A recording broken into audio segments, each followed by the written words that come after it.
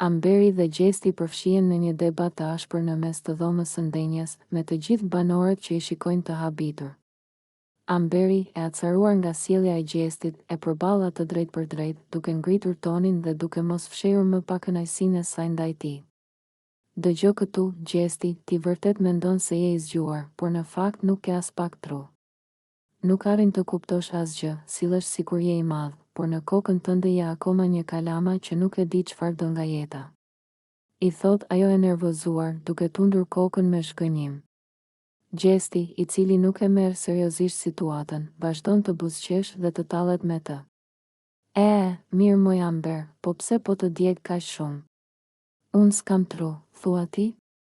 Atëherë pse gjithë ky debat me një njeri pa tru? Mos po e ndjen që s'ke çfarë të thuash tjetër.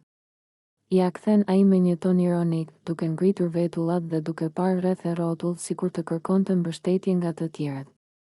Amberi e shikon me inat dhe e afron fytyrën e saj drejt tij. Problemi është që ti nuk kupton fare se sa i pa kuptim je.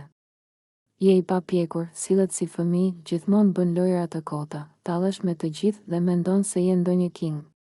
Por në realitet, askush nuk të merr seriozisht. Banorët e tjerë fillojnë të shikojnë njëri tjetrin me habi, ndërsa disa buzëqeshin nga tensioni i debatit. Gjesti, sërish, nuk e ndjen peshën e fjalëve të Amberit dhe vazhdon të bëjë ironi. Po mirë, moj Amber, ti qenë ke e shqetësuar për mua më shumë se sa për veten. Unë jam kështu, dhe po e shijoj jetën. Nëse ty të duket problem, atëherë problemi është i yti, jo i imi. Amberi, tashmë e lodhur nga qëndrimi i tij i pandryshueshëm, rrotullon sytë dhe ngre duart lart si për të treguar se nuk ka më nerva të merret me të. Ti nuk je as i aftë të kuptosh kur dikush po të thotë të vërtetën. Je komplet bosh, Gjesti. Nuk ke tru, nuk ke ndjenja, nuk ke asgjë. Thjesht ecën përpara duke menduar se je më i miri, kur në fakt je thjesht një kalama që nuk ka për të ndryshuar kurrë. Gjesti, sërish duke qeshur, thot, po mirë, moj Amber, të paktën unë jam një kalama i lumtur. Nuk rri gjithë ditën duke u ankuar si ti.